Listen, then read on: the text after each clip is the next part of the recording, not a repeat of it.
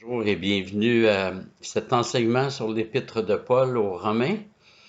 Alors, on a fait un excursus de 4 vidéos sur ce qu'est un apôtre, mais maintenant on va retourner vraiment au corps du texte. Et on était rendu au verset 2 du chapitre 1. Alors, avant d'aller à notre étude, on va prier. Seigneur, comme il est bon de faire la pause, de s'arrêter et de plonger nos regards dans ta parole. Cette épître qui a marqué tant de personnes. Je pense à Augustin qui a compris son péché et son sort éternel s'il ne se tournait pas vers toi. À partir de cette épître, on pense à Luther qui était à la fois troublé, mais aussi réconforté par cette épître lorsqu'il a compris ce qui en est de la justice. Et Seigneur, il y a plusieurs autres personnes, je pense à Robert Haldane qui, qui était en Suisse, à Lausanne, et il y a eu tout un réveil suite à son enseignement sur cette épître. Alors Seigneur, c'est une épître qui nous enseigne beaucoup, qui est tellement riche, et on veut prendre le temps de la parcourir et que vraiment tu puisses être avec nous dans ce voyage et qu'on puisse grandir en toi. Amen.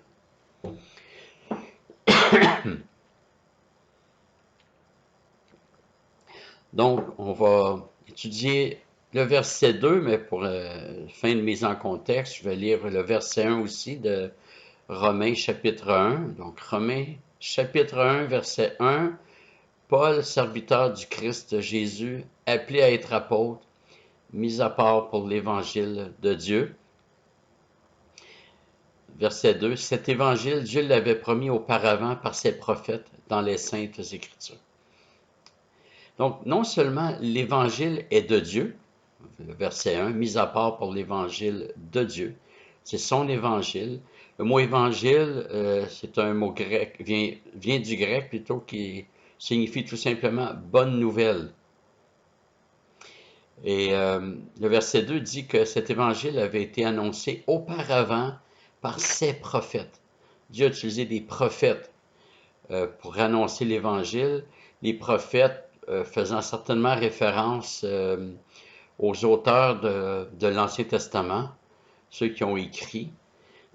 Et ça nous montre l'origine divine de l'Évangile et ça nous montre que Dieu l'a communiqué à travers les générations par les Écritures. Oui, les prophètes ont parlé, les pères devaient l'enseigner, mais pour assurer une transmission de génération en génération, Dieu a voulu que ce soit par écrit.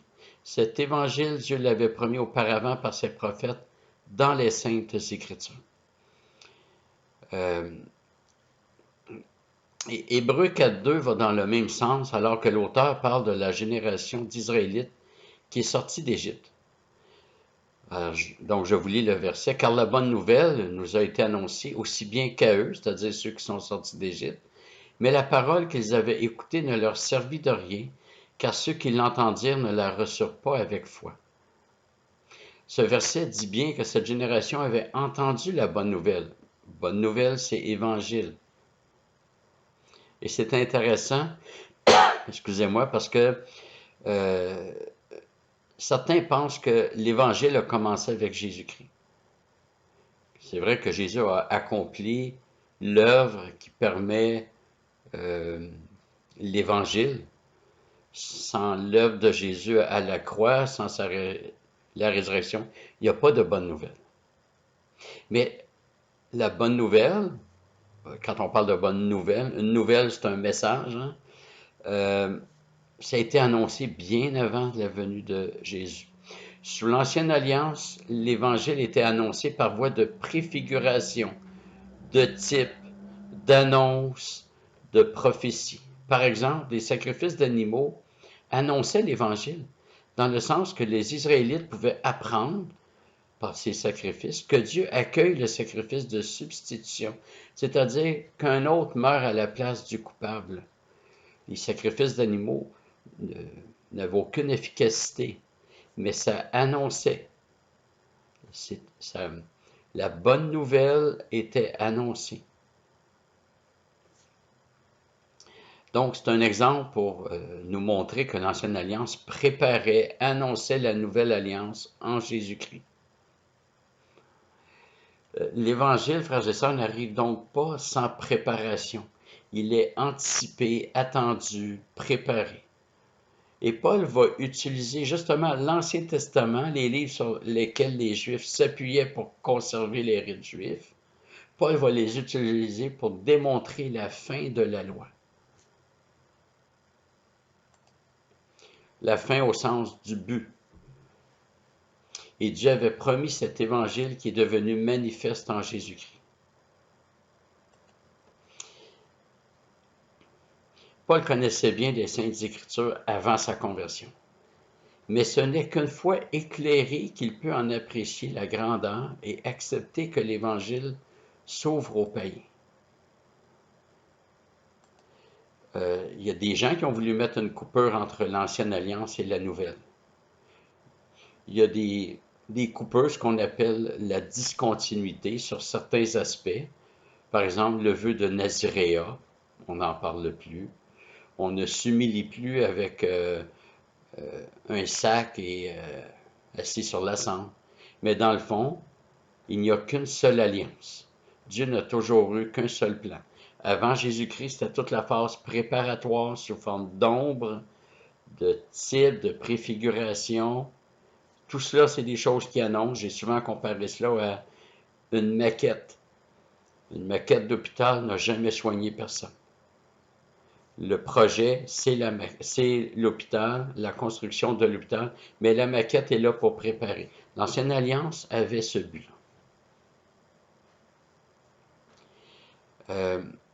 Donc, il y a deux temps à l'Alliance.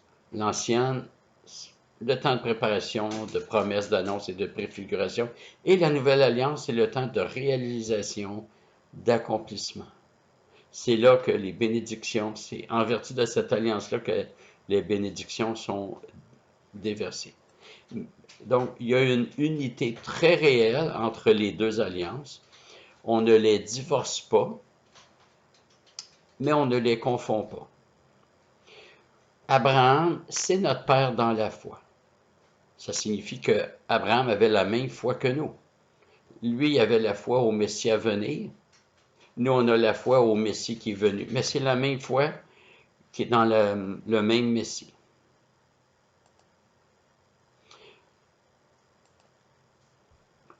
Et puisque cet évangile est ce qui avait été annoncé par les prophètes, la lecture que nous faisons de l'Ancien Testament doit être liée au fait que ces textes annoncent l'évangile annoncé par Jésus et les apôtres.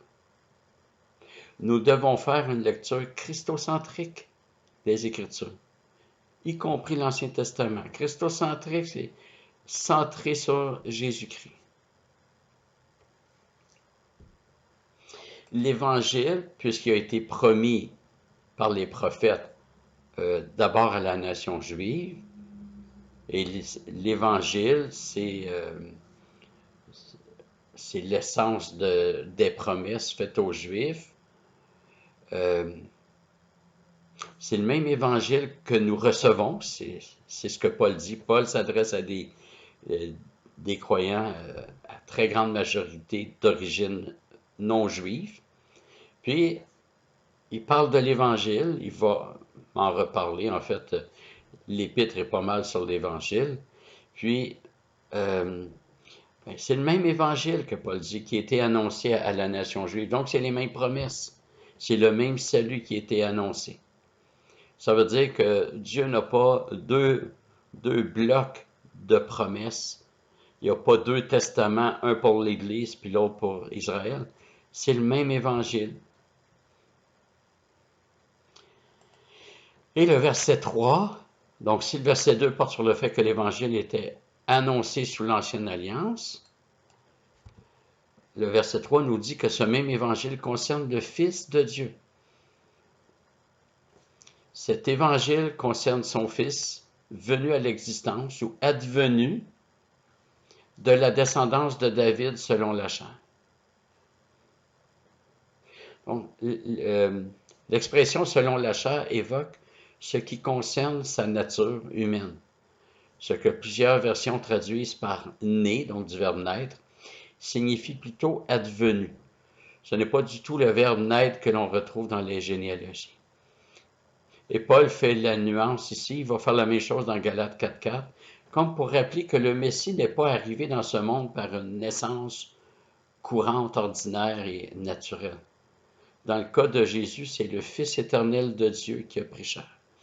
Pierre Groslot, un théologien français, si ma mémoire est bonne,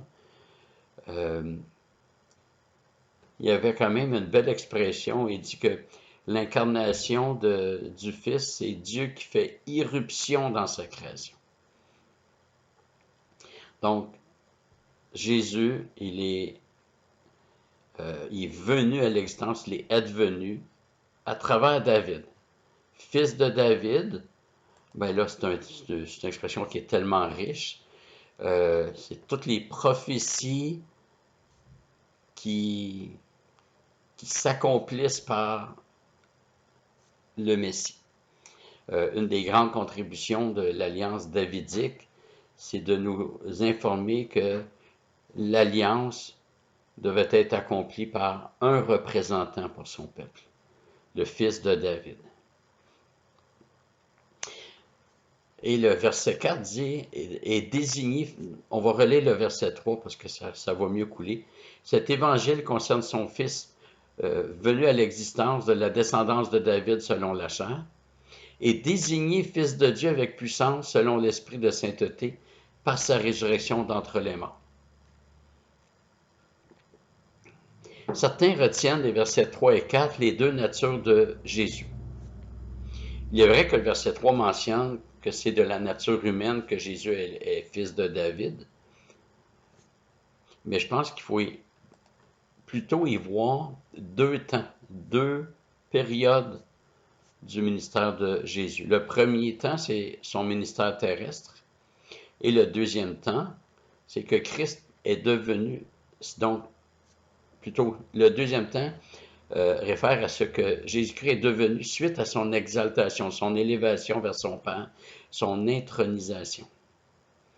Alors Jésus est réellement venu en chair dans la lignée biologique de David.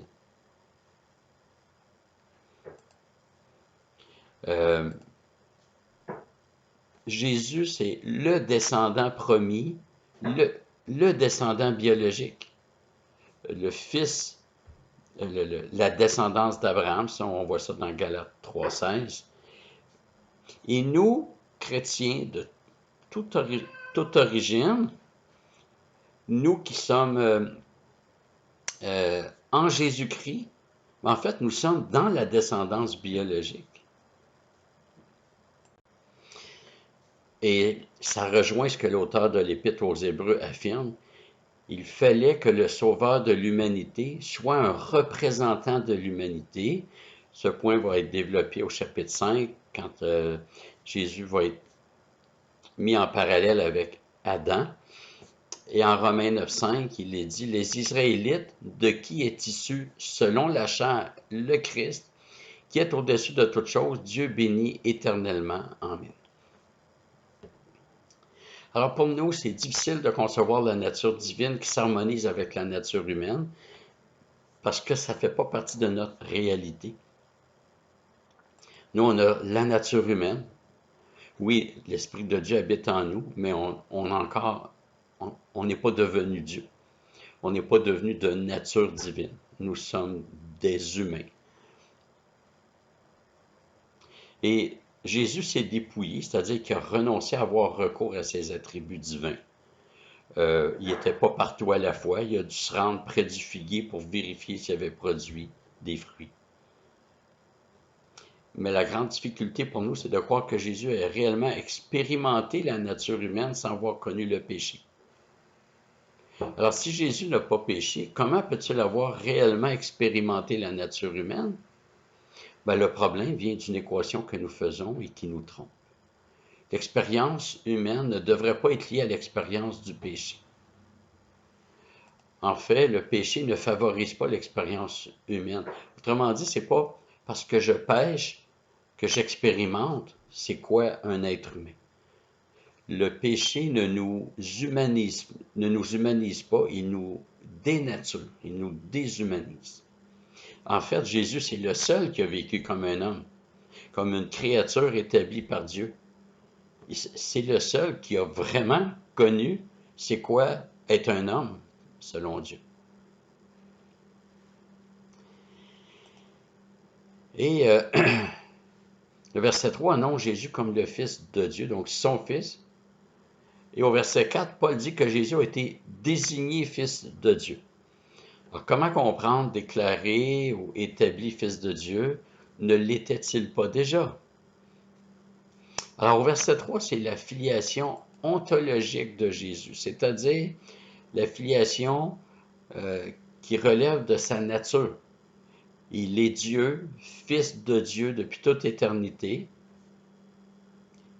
Mais au verset 4, nous avons une désignation selon l'histoire de la rédemption, l'histoire du salut. Donc, Jésus comme Messie, selon l'annonce des Écritures juives et l'attente messianique qui lui est rattachée, comme Fils de Dieu par la résurrection. Je vais reprendre parce que je suis conscient que c'est des notions qui peuvent être un petit peu difficiles.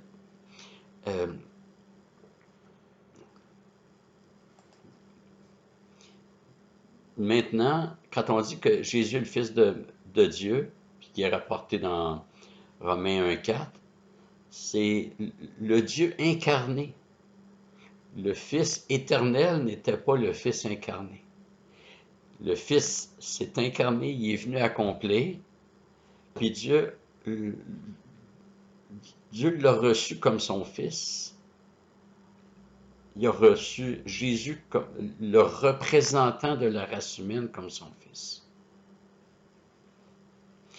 Acte 2, 36 dit que toute la maison d'Israël sache donc avec certitude que Dieu a fait Seigneur et Christ ce Jésus que vous avez crucifié. Alors, la désignation de Jésus comme Fils de Dieu doit être comprise à la lumière du psaume 2. Le psaume 2 qui en parle, je vais vous, s'il y en a qui veulent aller voir après, libre à vous, je vous encourage. Donc, Dieu a fait Seigneur et Christ Jésus que vous avez crucifié. Et c'est synonyme d'être établi. Que Dieu a pris Jésus puis il l'a fait Seigneur et Christ. Ou dire que Dieu a établi Jésus dans sa royauté, c'est la même chose. Et c'est ce qu'on appelle l'engendrement du Fils. Non pas l'engendrement éternel, mais l'engendrement historique. Je vais juste vous lire 2 versets du psaume 2, les versets 6 et 7. C'est moi qui ai sacré ou consacré mon roi sur Sion, ma montagne sainte. Je publierai le décret de l'Éternel. Il m'a dit, tu es mon fils, c'est moi qui t'ai engendré aujourd'hui. Alors le Fils a été engendré. On peut se demander, mais c'est quand cet engendrement-là? Est-ce que c'est lors de l'incarnation? En fait, ce qui est agréable, c'est que la Bible répond à cette question-là. Dans Acte 13, 33, c'est marqué, Dieu l'a accompli pour nous, leurs enfants, en ressuscitant Jésus, selon ce qui est écrit au psaume 2, tu es mon fils, c'est moi qui t'ai engendré aujourd'hui. Vous voyez ici, le livre des Actes situe l'engendrement du Fils mentionné dans le psaume 2. Il situe cet engendrement à la résurrection de Jésus.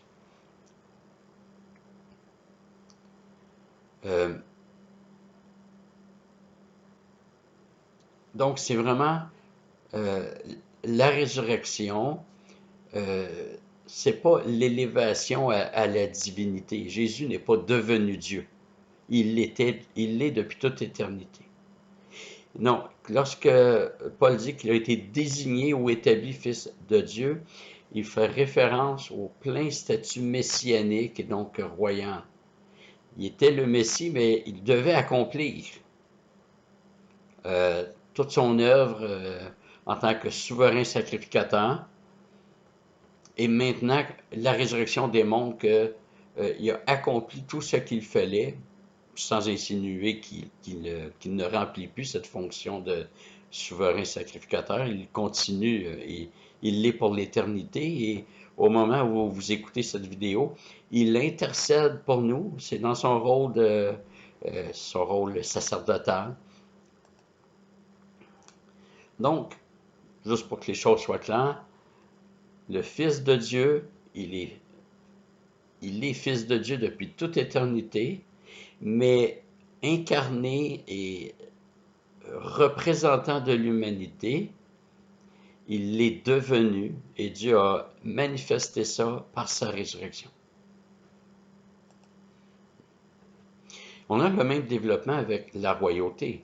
Si Jésus est Dieu, il est roi depuis toute éternité. Mais la royauté que Jésus a reçue en s'asseyant à la droite de Dieu lors de son élévation, il l'a reçue dans un statut différent, c'est-à-dire en tant que représentant et membre de son peuple. Celui qui a reçu tout pouvoir, c'est un homme, c'est Dieu fait homme, mais il est des nôtres, au sens que il s'est fait homme, il est devenu semblable à nous. Et c'est maintenant un Dieu incarné, membre de son peuple, avec une humanité pleinement vécue et toujours présente, et qui a démontré une obéissance parfaite dans son expérience humaine, qui a été élevé à la royauté, qui a été déclaré et établi fils de Dieu.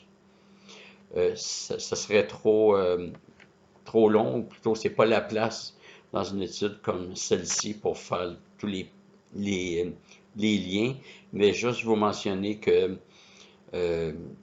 Adam et Ève avaient reçu la domination sur les animaux. Et ils ont pris on voit ça dans Genèse 1, les versets 26 à 28. Et ils ont continué à dominer après la chute, mais ils ont placé toute la création sous l'influence de Satan.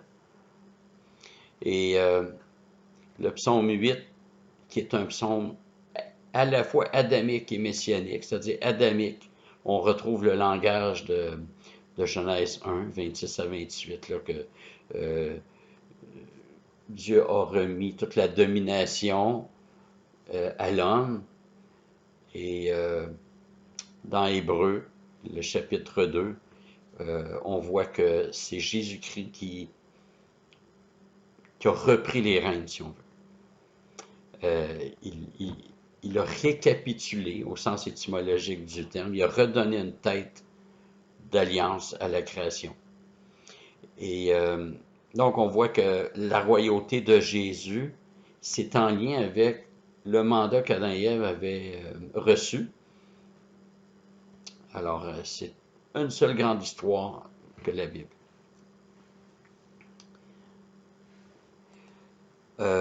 Donc, toutes les attentes messianiques sont réalisées par Jésus-Christ, sont réalisées plutôt par Jésus-Christ.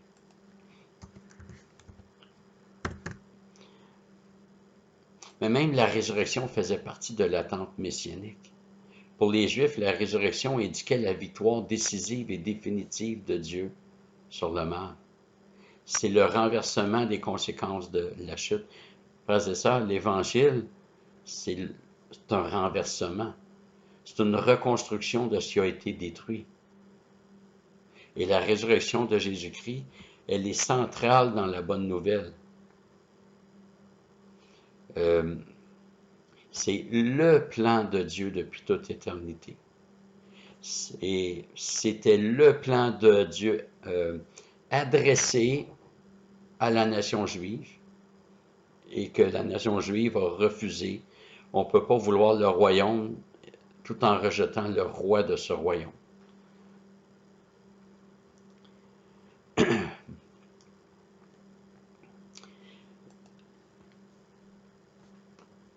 Donc, si Jésus est ressuscité, c'est qu'il est réellement le Messie promis. On voit dans Ésaïe 53 que, je pense que c'est au verset noté, euh, ouais, qui dit il a plu à l'Éternel de le briser par la souffrance. Après s'être livré en sacrifice de culpabilité, il verra une descendance et prolongera ses jours. Après s'être livré en sacrifice de culpabilité, il prolongera ses jours. Après s'être livré à la mort, il prolongera ses jours. Donc, c'est la résurrection qui est annoncée.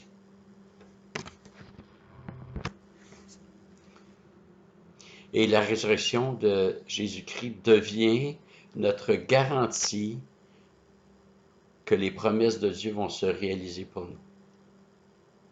La résurrection de Jésus assure notre résurrection. Romains 8, 29, car ceux qu'il a connus d'avance, il les a aussi prédestinés à être semblables à l'image de son Fils, afin qu'il soit le premier-né d'un grand nombre de frères. Cette dimension n'était pas là avant l'incarnation du Fils.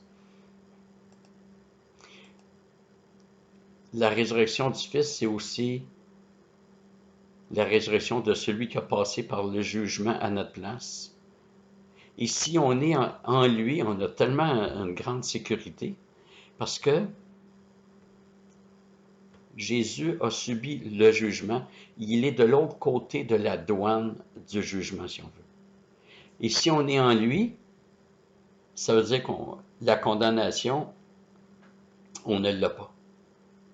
On est en celui qui l'a déjà traversé pour nous.